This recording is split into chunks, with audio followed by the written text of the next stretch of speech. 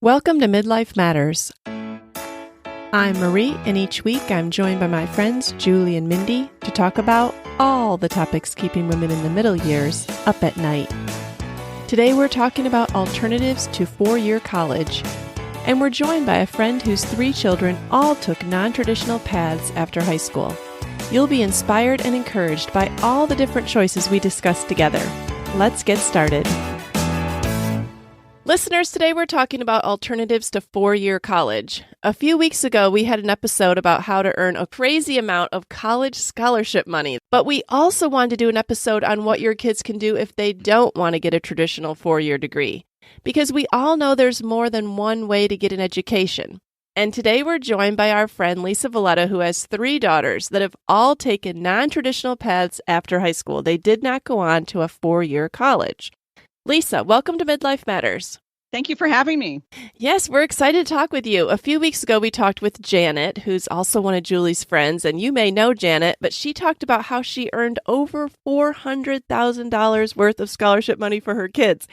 And I say that was because she did the bulk of the work, but the money went to her kids. And so if you're a listener that has not heard that episode, go back a few and listen. But we are so excited to talk to you today, Lisa, because not every kid wants to go on to college right after high school. And you have 3 daughters who all did something different. So I think we're going to have a lot to learn from your experiences too. Yes. Well, it's been an interesting path. Okay, great. And before we get started, why don't you tell us a little bit about your family? I am married to my husband, Michael, for 31 years next month, and we have 3 adult daughters. Alyssa is 29, and she is married to Jay, a Canadian, and they live in Halifax, Nova Scotia. Wow. Maria is 25, and she lives here in Nashville. She works completely freelance in the film production world.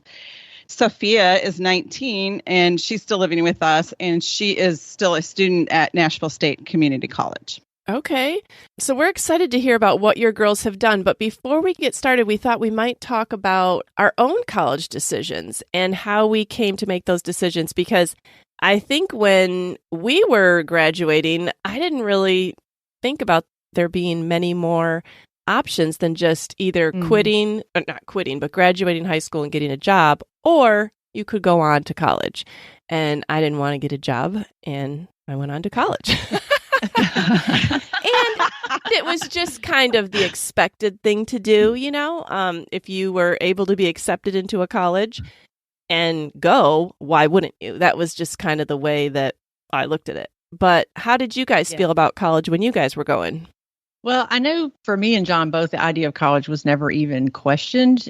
John might have even been the first in his family to go to college. I don't know. And, you know, he had to go on student loans all the way. He didn't have a choice, but that all worked out. I mean, we both kind of had specific degrees and goals in mind. But I think when it came to like advising our own kids, our mindset was that a 4-year degree was like a necessary credential. Like it was the stepping stone to a successful future. And I'm sure I told my kids, you know, like, this is what you must do to get a good job. Mm-hmm. And I don't know, and that's what we're going to investigate today. I just don't know that our kids may tell their kids that, you know. Mm-hmm. I read this article in the Wall Street Journal, and it said, like, starting in the 60s and 70s, there was this big push for everyone to go to college, like college for all.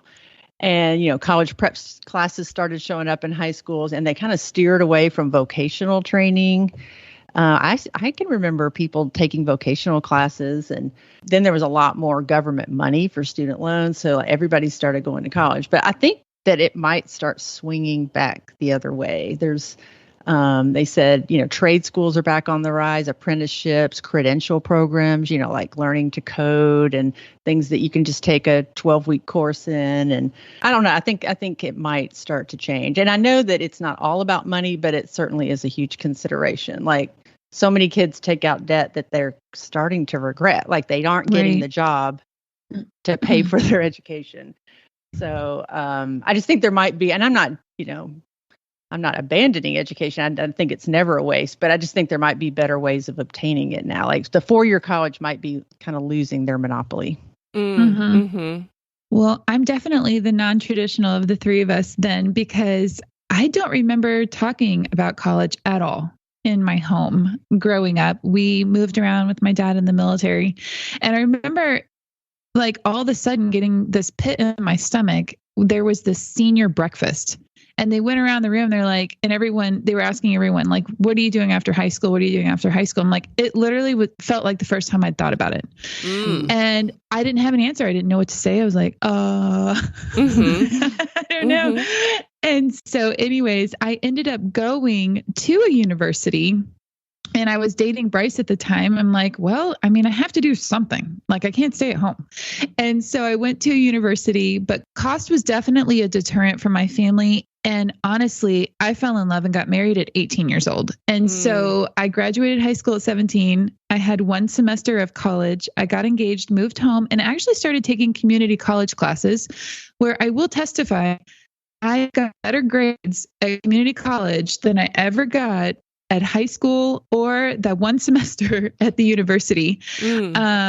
I never had all A's before. I was just never that kid, but for some reason it fit me. And so I was married at 18 and continued to take classes as a newlywed. Okay. And so that's kind of my story. We have definitely broached the topic a lot younger with our kids, just, that there are many other options out there. And so I've got two kids that are that age and two different paths that they're taking at this time. So I can't wait to talk to Lisa and get some more wisdom in this.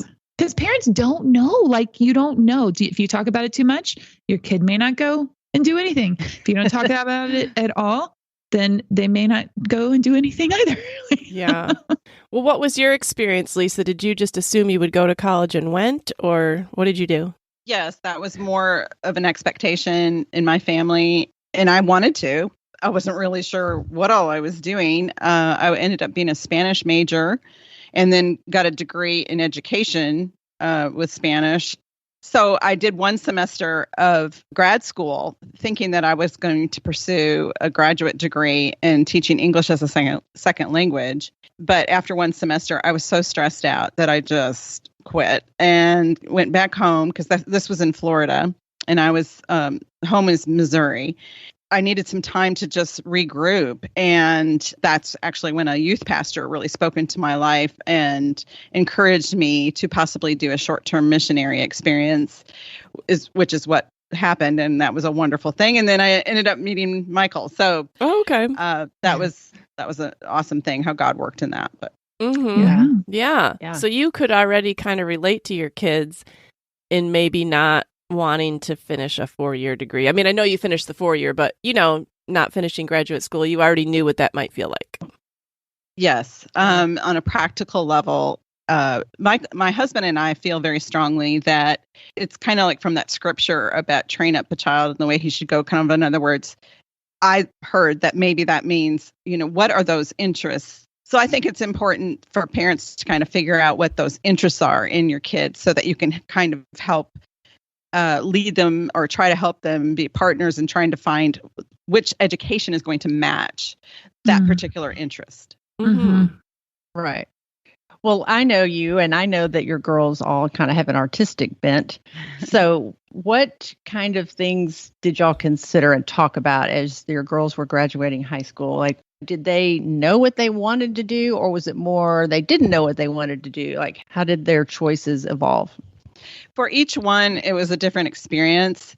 For our oldest, I think we just assumed, okay, you're going to go to college, traditional kind of school. And she did do 1 year at a traditional Christian school here in town. And that was actually very stressful. And she just didn't know what she wanted her major to be. So in high school, she knew she wanted to go to college, but she didn't know really what she wanted to study. And so for each child, it was different. So for our middle daughter, Maria, she did not know at all what she wanted to do in high school and did not enjoy school at all. So she was not a candidate for a traditional college experience. She ended up sort of last minute in the community college, one of the community colleges here, in their film crew technology program, which turned out to be a good thing for her to do. because she's sort of a hands-on learner, adventurous, like just don't make me do books. Let me just experience and learn that way. And has been very successful in that. And then for our youngest daughter, who is still in school, she always knew she wanted to do something with culinary arts or something with food. And so that's the program that she's in right now. Yeah. And we get to be the benefactor of some of her cooking. Some of her experiments. Yeah. I have one that also likes to cook. He didn't go to school for it, but he likes to make a lot of fancy things. And this weekend he was coming over and he wasn't going to make dinner, but he asked me what I was going to make, and I was going to make just hamburgers. And he's like, oh. So he came home and made like shrimp and grits and had all these fancy things. And I mean, that's great. I'm glad for him to do it. And you probably feel that way about your daughter. Like, wow, how did she become such a wonderful cook? I don't know if you're a gourmet cook or not, Lisa, but I definitely am not.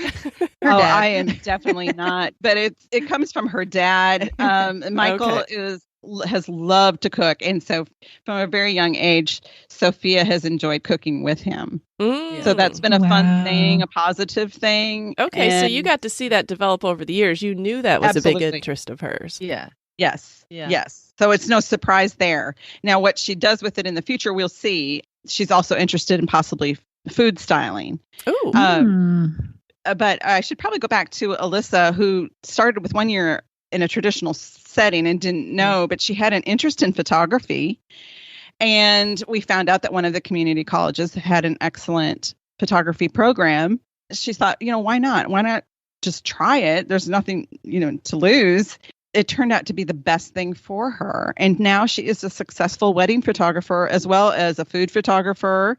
She's just a successful photographer, freelance. Both of my older girls ended up being freelance and have made livings that way. And I think that they've had a good example in their father, who is also, had a 2-year degree, and he has worked freelance virtually his whole career and is self-employed. And so they've had that example of seeing their dad being such a strong, hard worker and also living in the creative world but still making a living.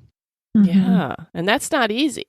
No, it is not. Yeah, because I think there might be some listeners out there. I know I have a child with a creative bent, and I wanted to see her get a 4-year degree because I didn't want to see her move back home and not have health insurance and me support her in the basement till she's 35. I think that's where our parental mind goes. That's when where we my mind goes. Yeah, when we think, okay, our artistic bent, what's going to happen to them after they finally get out into the real world? Did you ever worry about any of that, Lisa? Or maybe not, since your husband does it. No, of course. It was a concern. And I had the privilege of being able to homeschool them and to spend a lot of time with our girls. And I always felt like, as a mother, if they are blessed to be mothers someday, they need to have some sort of education or some kind of training where they can actually earn a little bit of a living or something to add to the family's income. And as it's turned out, the older two did a beautiful job, and they were supporting themselves. So I have no doubt as well that Sophia will finish school and she will pursue some of her dreams, which may include a food truck. Who knows? Okay, Lisa, mom to mom, did you struggle with your girls' decisions, which didn't fit the mold of so many of the kids around us? I think in some ways I have struggled. However, my husband's life is just, that's been our life. That's been our income. Right. That's been the way that we've lived. So it wasn't foreign at all. And so I feel like it's so important to encourage the kids to do what they want to do, to find something that they love, or at least have an interest in, and to pursue it, get some training, to do something. Right. So I don't like it when some of my kids say, "Oh, I hate school," or whatever. I don't, that stresses me out too much. But as long as they love to learn, and that maybe with more maturity, they might want to pursue something, but it would have to make sense. Like there would have to be a reason to go get a further education or something. But right now, they're making their way. They're earning a living. Right. And that's the important thing. That's what we want to know as moms. Can they take care of themselves? Exactly. I know. Right. So I will tell you, like, a background to the next thing I'm going to bring up. But my husband, so we were married when he graduated with his 4-year degree, and we were completely disillusioned that he could not find a job. He had a business degree. It was such a, like that's such a big field. It could be with any industry, and everybody wanted experience. He's like, well, I have a degree. Like, why can't I get a job? Mm-hmm. And so it really was one of those things that opened our eyes, because at that point we thought degree equals job. Mm-hmm. And so it took a while for, soul searching, the Lord leading us into hospital administration. He had to go back and get his master's and everything. But it really, really opened our eyes that degree doesn't necessarily equal job. And we had all the school debt that we had to pay back. Bryce and I have 4 children. And the first went to a 4-year traditional. But our second son, he didn't like school. Mm-hmm. Sounded very much like your daughter. Very smart, but could care less about it all. And so he chose to take a gap year. He knew he wasn't ready. He wasn't ready, certainly not for a 4-year traditional college. I mean, it was just not even something that I'm like, you're going to waste your money if you go. Having had that experience with Bryce, I said, do not go until you're ready or it's something that you want to do. Because I knew that if he went, it would be a waste of money and time. Exactly. Yeah. But yeah. Have you guys experienced this gap year business? I know we're experiencing that with our son, and I think it's been good. He's just working full time, supporting himself that way until he's ready, but he's just not ready. Yeah. I know I talked to each of my children about before I was preparing for this. And my daughter did say that she ended up loving college and was glad she went, because she was a little hesitant at first. But she did say a gap year probably would have been a better choice for her, because she was so stressed about finding what she wanted to do while you have to continue taking courses and you don't know if you're in the right direction, and wanting to be a good steward of the money she's spending, So I think she would have been have benefited from that. And I think if I had it to do all over again, I'd be less afraid of the gap year. Right. It was kind of like, oh no, if they don't go to school, they'll never go. Or I just had that fear that meant I'm just not interested in school. And it doesn't have to mean that. Right. It can be a really good time to figure some things out, like working in the real world. And at least it might show you something you didn't want to do, And I'd like to say something here about community college too, because we had our both our boys chose that route right after high school, and both went on to 4-year colleges. But that was the greatest experience for them, because one of them, I would say, they were both very ready academically, but one of them kind of needed to prove himself a little bit, like college was what he really wanted, And then another one didn't really know what he wanted to do. And so this was a way to get like the gen ed classes kind of at a cheaper price tag. So they both have said it was a great decision for them and have seamlessly transitioned to 4-year colleges. And, it worked out great. But I will say, Mindy, when you asked, like how you feel not kind of fitting into the mold, I remember at high school graduation, they announce where each kid is going to go to college. And when they announced community college, I think both of my boys kind of felt less than. Oh, yeah. And I just hate that, because it's hard. This is what was right for you. This is what was right for our family. And they would both now say, I loved it. It was a great experience. It was what I needed. But I just kind of hate that stigma, because it doesn't, it doesn't need to be there, Right. I think the cost too of some of these universities, even on the state level, can be so high and so costly that the kids feel the pressure. Like you're talking, somebody mentioned being a good steward of the money, and that Alyssa, our oldest one, expressed that she was very stressed about that, just feeling like I don't know what I'm doing.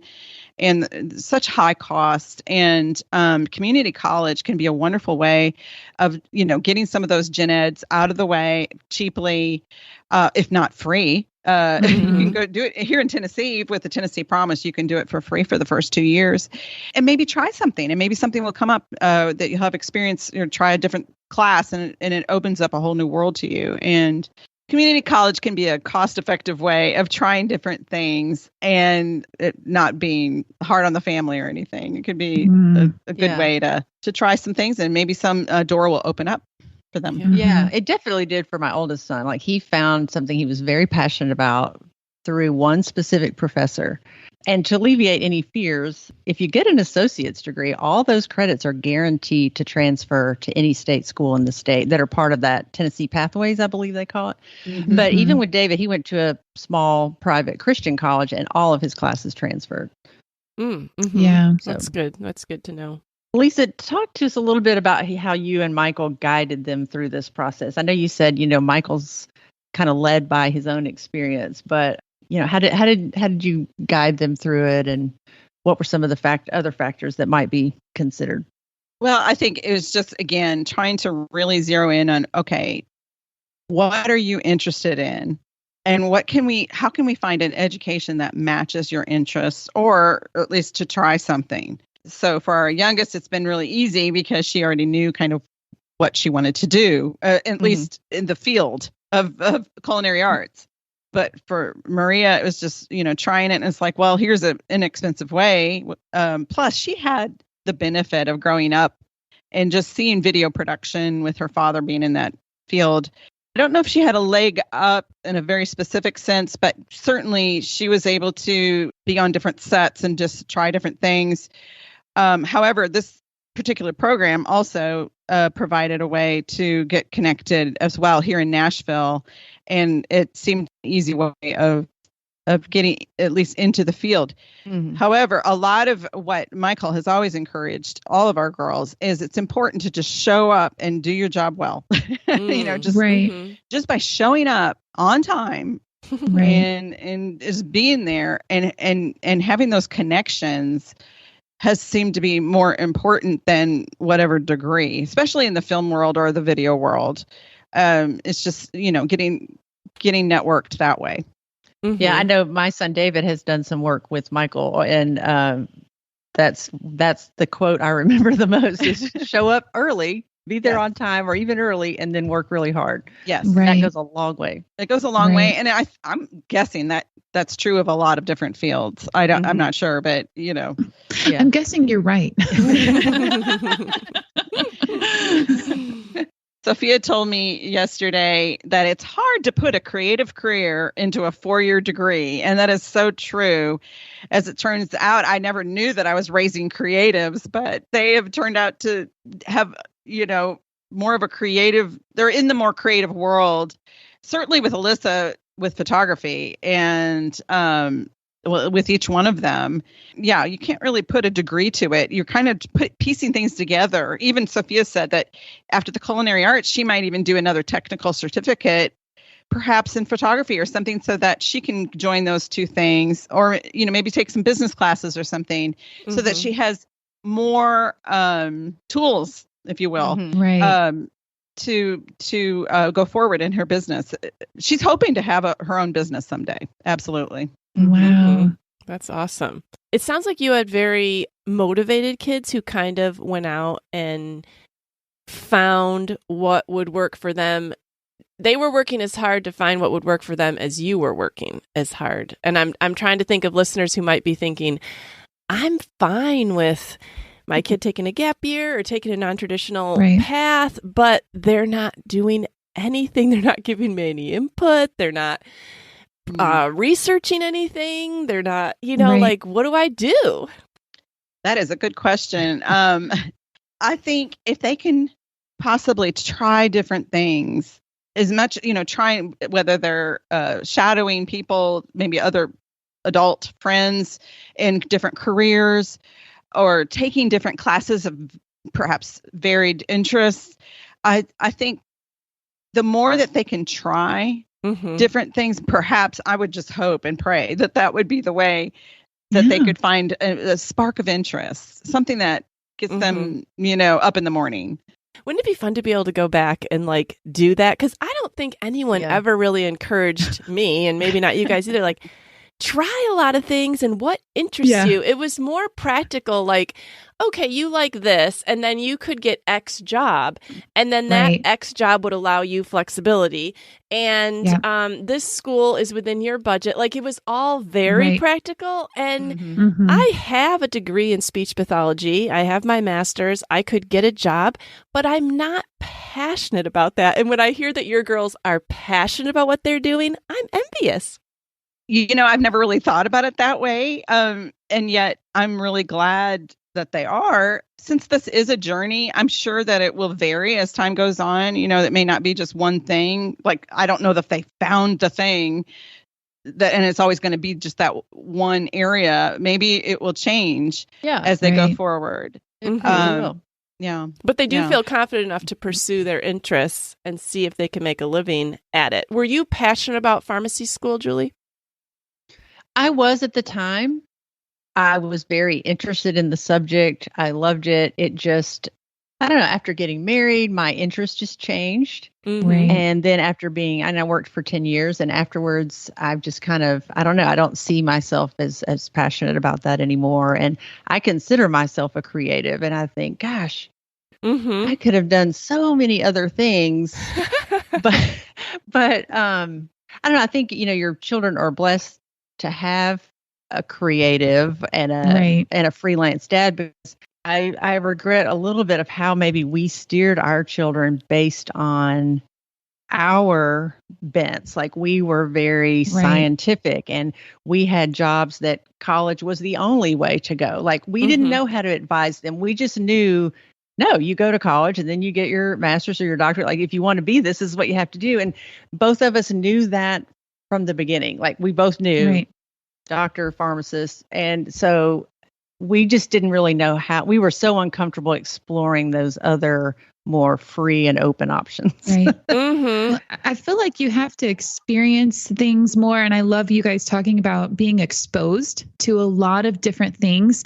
And our world seems to be a lot more open to those self-employed adults out there that we see so many of. But I mean, even the experience of my father, he joined the Army right out of high school and thought, oh, I'm interested. I'll be a medic. And so he did that. And then, he was interested in learning more and was never motivated at school. I mean, he was like the trouble child. And he ended up becoming a PA through the Army. So he did career Army, but once he started school, he was later in life. My brother and I were at home. I remember my dad going to work and coming home and studying. And he is amazing, like amazing. It took him time. He wasn't ready out of high school. Even my husband, who was ready to go to a 4-year college, so smart, had it all paid for, graduating, not being able to get a job really taught us a valuable lesson. And we spent the next 4 years as a couple searching like, well, what is it? What's he good at? What did the Lord gift him with? How can I make a living out of this? And what am I passionate about? So we took 4 years before he went back to get his master's in hospital administration. And to this day, you guys have heard our journey. We've had mountaintop experiences and valley experiences. Through it all, though, because we had that time of searching and real life, we are committed to this field. We are still passionate about this field. And so every time we question ourselves, is this what we should be doing still? Because we all talked about you grow and change and develop new interests as you get older. And he's still committed to this field. And we're so blessed to have had that. But I mean, you're just not ready sometimes. Like, my favorite thing to do as a job now that I'm still doing is teaching exercise classes and personal training. It fits into my mom's schedule.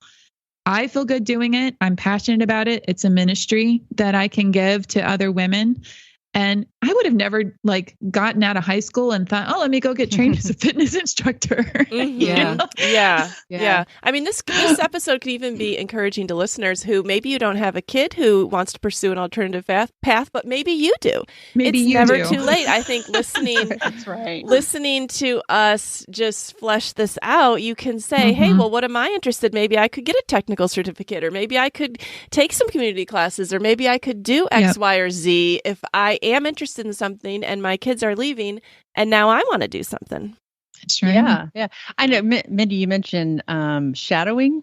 Yes. And we did have our youngest son do that because I think a lot of times your kids hear what other people think they're good at. And everybody told David he should be an engineer or an architect. And that's all he's heard because of, just the way he thought about things. We could just see he was always taking things apart in his mind and putting them back together. And he was fascinated with architecture. So we did have him shadow in both of those careers. Right. And, he said, it's fascinating, but he said, that's just not for me, just just kind of the style of the workday and just all of those things that you don't see until you're there. And Lisa, I think I remember your daughter, this just came to me. Didn't Alyssa think she wanted to teach and actually got to teach early on? And that was in her first year of school. She was kind of considering art education. And and at this particular school, those kind of students that might be interested in education, they put them right in the classroom to see. And she realized, no, that is not for me at all. That is so smart, though, to put them in early, because most of the time the student teaching's at the end and it's too late. Yes, it's way too late. And all that time and investment. Oh, my goodness. Right. About that too, and I'm really... That's a thing to be thankful for, that she realized that. Yeah. Well, you've certainly given us a lot to think about today, Lisa, not only for our own kids who might be going off to college, but also for ourselves, like we were saying before. Do you have any other words of wisdom or assurance that you wanted to give listeners today? Just a thought that we had when I was discussing this with my husband was that education should really serve the student and not the other way around. There are so many options today when you think about what COVID has brought about and so much online opportunity and different ways of learning and getting a degree or not a degree and training. I think that you should just do what fits you and what fits the particular student you're thinking about. Yeah. And one of the things that I've noticed, and I wonder if you noticed too, that it is becoming more common now to not maybe go after the 4-year. I can remember, like you just mentioned online, I can remember, I think maybe our generation thinks of online as, what was that online university? Phoenix?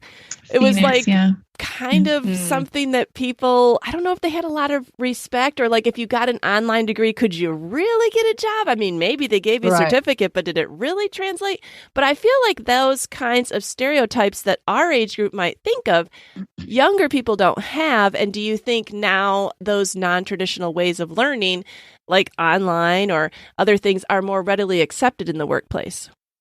Oh, I think so. And I think that you should do your education as creatively as you can and get it done. If it makes more sense to get it out of the way and then maybe go to a different, more traditional school for a master's degree or upper, level education, then that makes sense. These days, it doesn't seem like it's important of where you went for your degree. Right. In the creative world, it's more making network connections and showing up and doing the work. Right. Yeah. One of the things that Wall Street Journal article mentioned was that because technology is changing so rapidly, that they think that the 4-year degree might get squeezed down to a 2-year, and that people will need re-education more often because, if you get front loaded this 4-year degree and then it's obsolete in your field in 5 years, that it might become, that we go back to school more often and, that it's tailored more specific to whatever the market is, what jobs are out there. And I know I have a young friend at church who's finished with college, and she's in a field that has kind of been shut down. Entertainment industry has been shut down by COVID.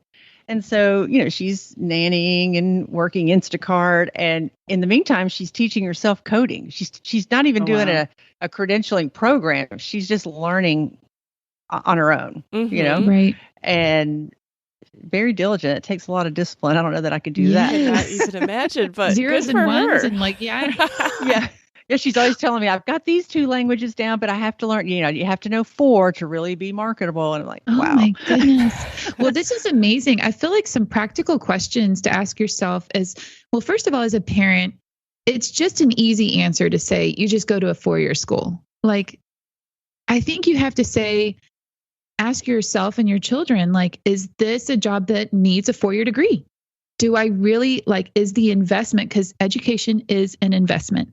Yeah. Is there going to be a good return on investment? Or is there another cheaper way to either get your education paid for by an employer in that specific field?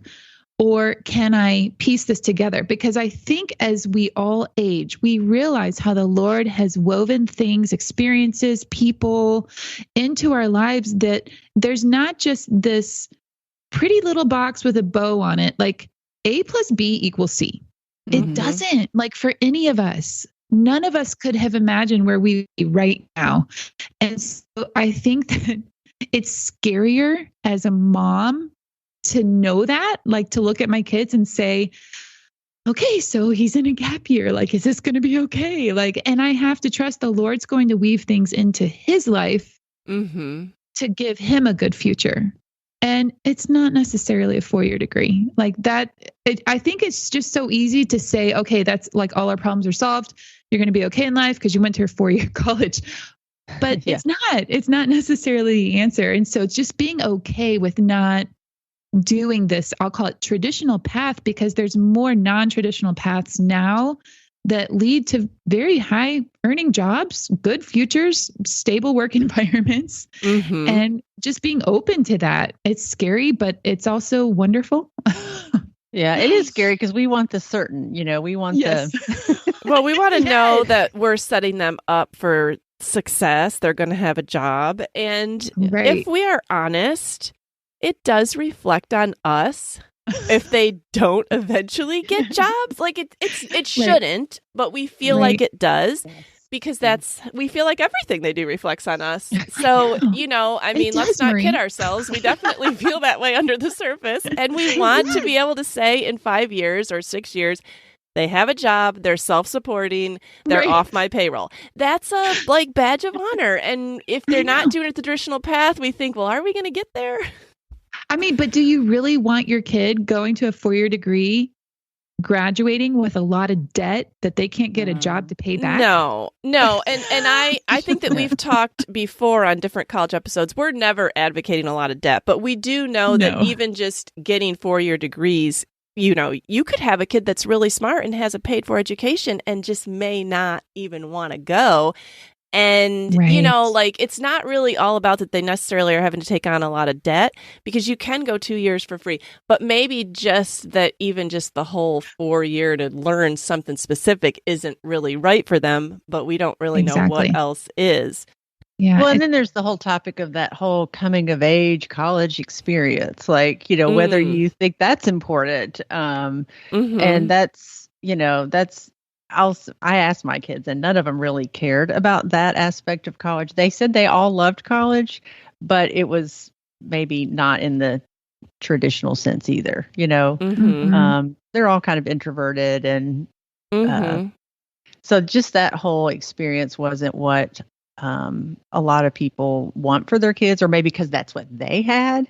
So they want that for their kids. And because I think John probably had that kind of a college experience, at a big school, and kind of wanted that for our kids, but that just wasn't them, Right. Yeah. So there is so much to take into consideration, like you said, Mindy, so many questions to ask yourself, because each kid is different. Well, thank you, Lisa, for sharing your experiences. We really appreciate hearing about how different all your girls are, but then all the different paths that they're taking. Yes, and it's fun to watch. Yes. What will happen? Tell Sophia I'll drive her food truck. Oh, that's great, Julie. She needs a driver. Yeah.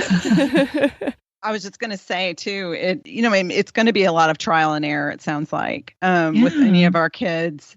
And if there is a way that they can just try something without, so much investment, it would be worth it for them. Yeah. Yeah. Well, that's definitely a great word advice to end on. Listeners, come and find us on Midlife Matters Podcast at Instagram this week, or email us at midlifematterspodcast@gmail.com if you have any thoughts on this topic, or you want to share maybe what your own kids have done, because I think it's inspiring to hear what other people have done, because we don't have every idea in our own head. And sometimes, that might cause us to suggest something to our kids or even suggest something to ourselves. So I'd love to hear from listeners on this topic, because I'm sure there's a variety of things that they've done. All right. Well, before we go, Lisa, we want to do I'm a Fan. And Lisa, we always let our guests go first. So what are you a fan of this week? I'm a fan, and I'm not sure exactly the name, but the Dawn, is it Power Spray? It's a new...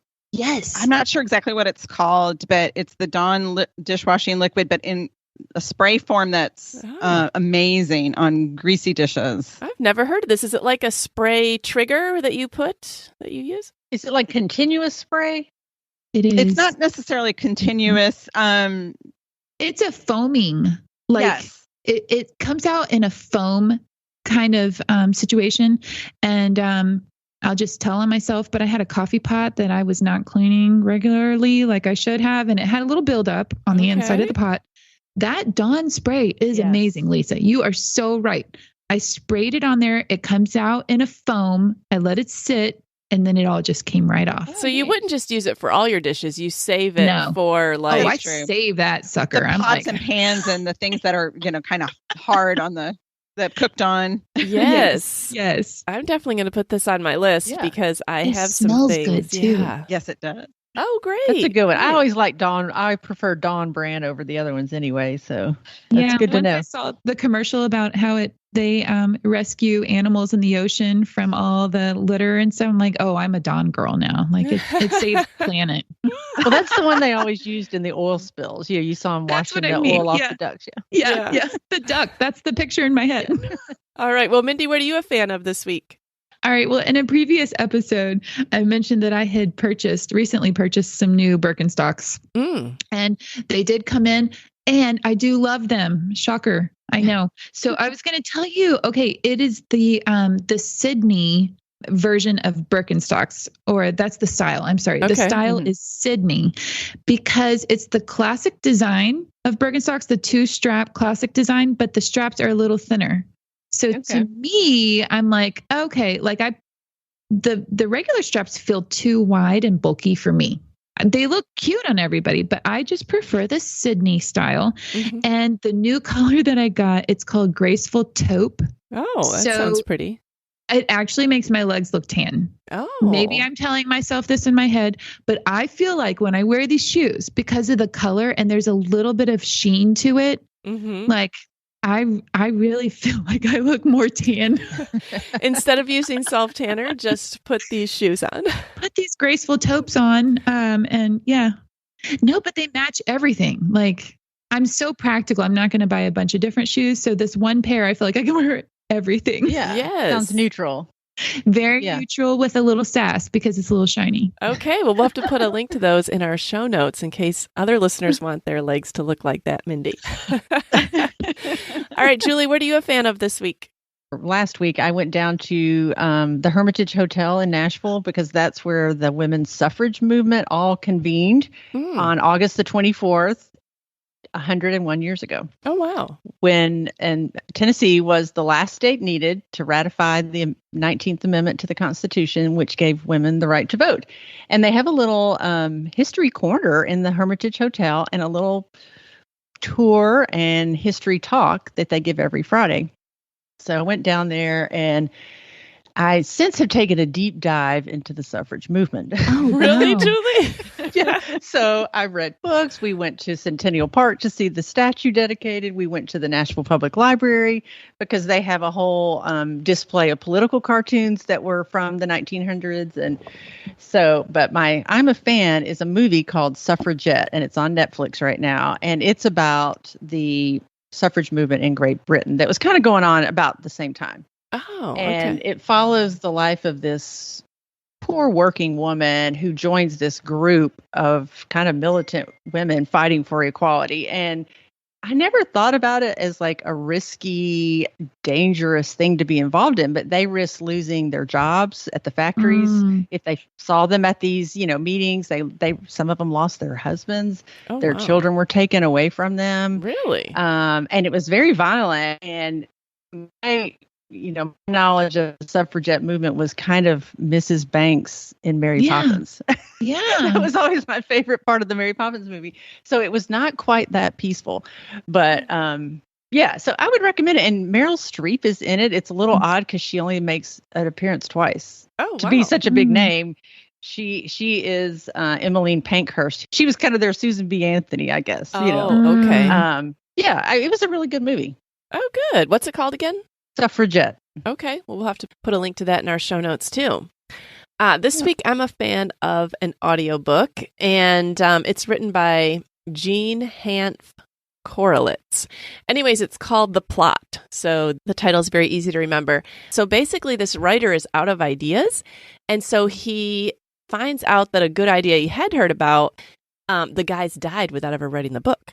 So he decides to write this plot, but he wishes he never would have written it because it's not turning out well for him. So anyways, if you want to read a suspenseful, interesting, twisty type book, The Plot was really good.